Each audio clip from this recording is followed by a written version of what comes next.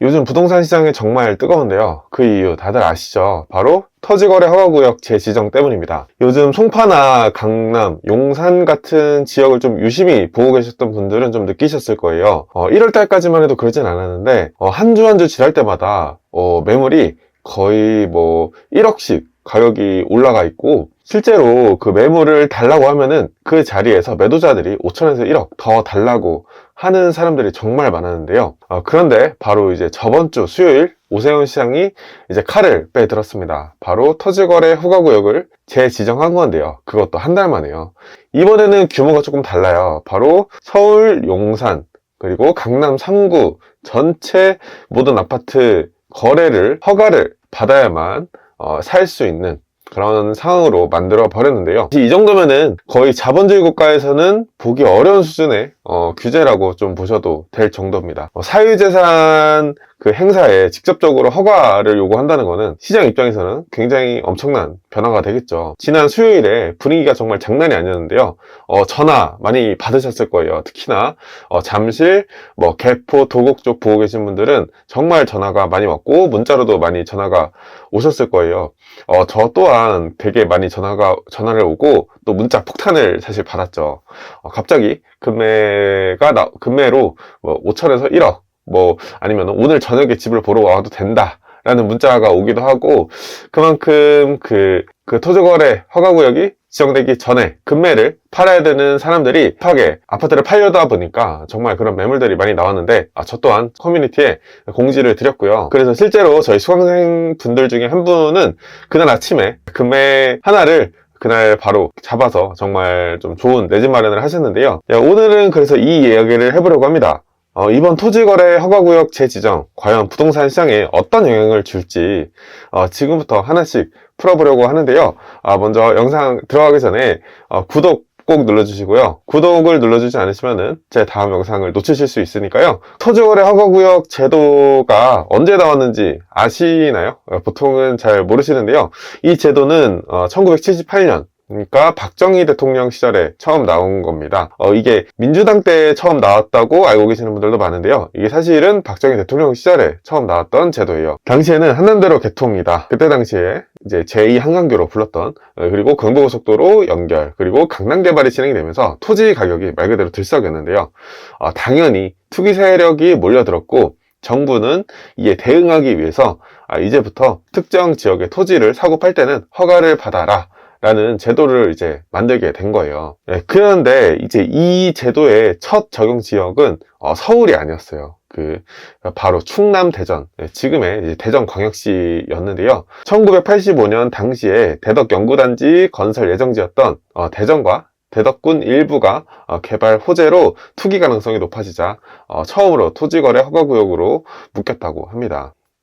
이렇게 역사를 보면 아시다시피 이거는 말 그대로 그냥 주택이 아닌 토지 거래에만 해당하는 제도였는데요. 근데 요즘은 이번에는 주택 거래에 적용하고 있는 게 사실 조금 문제가 되는데요. 이 주택에다가 토지 거래 허가구역을 도입한 첫 사례는 아시죠? 그 문재인 대통령 때, 그러니까 2020년 6.17 대책에서 시작이 됐는데요.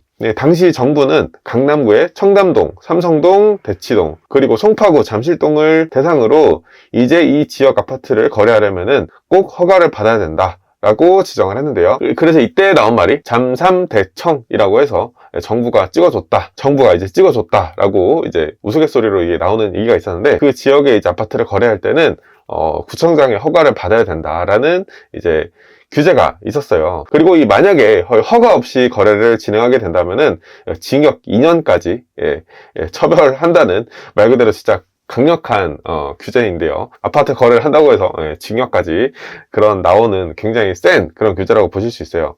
이 문재인 정부 때 생긴 규제가 바로 이제 올해, 그러니까 2025년 2월까지 유지가 됐었는데, 이제 바로 올해 2월 오세훈 시장이 이 많은 기대와 우려 속에 해제를 한 건데요. 근데 이제 제가 2월에 해제를 했다고 그랬죠. 근데 이제 그 한 달도 지나지 않아서 다시 이제 토지거래 허가구역이 지정이 된 거고, 이번에는 잠삼대청이 아니라 말 그대로 강남 3구와 용산구를 전체를 이제 토지거래 허가구역으로 묶어버리게 된 거예요. 그래서 지금 이 영상을 보고 계신 분들은 제일 궁금해하실 질문이 있으실 거예요.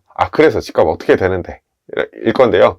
그래서 제 생각을 이제 좀 보려고 아마 이 영상을 클릭하셨을 것 같아요. 제 생각은 이렇습니다. 토지거래 허가구역은 단기적으로는 확실히 시장에 브레이크를 걸 수도 있을 것 같아요. 매수자 입장에서는 아무래도 심리가 위축이 되니까요. 근데 이 효과가 오래 가느냐? 라고 하면은 저는 절대 그렇지 않다고 생각을 합니다.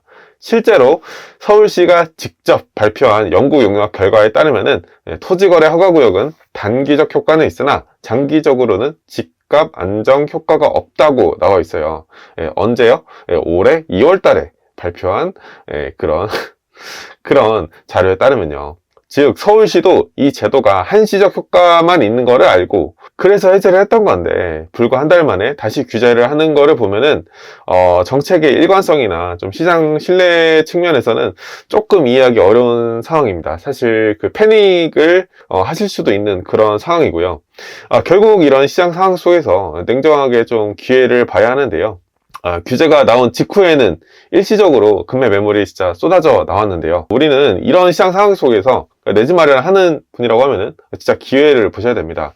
규제가 나온 직후에 진짜 일시적으로 매물이 쏟아져서 제 수강생 분처럼 정말 좋은 기회를 잡으신 분도 있고, 그리고 이 다음 과연 풍선이 이제 어디로 번져 나갈지, 그러니까 풍선 효과라고 하죠. 이 풍선 효과가 과연 어디로 퍼져 나가는지 한번 지켜보시는 것도 좋을 것 같고요. 저 또한 이 규제의 후속 반응이 어떤 식으로 나타날지 계속 모니터링하고 여러분한테 정보를 좀 드리려고 합니다.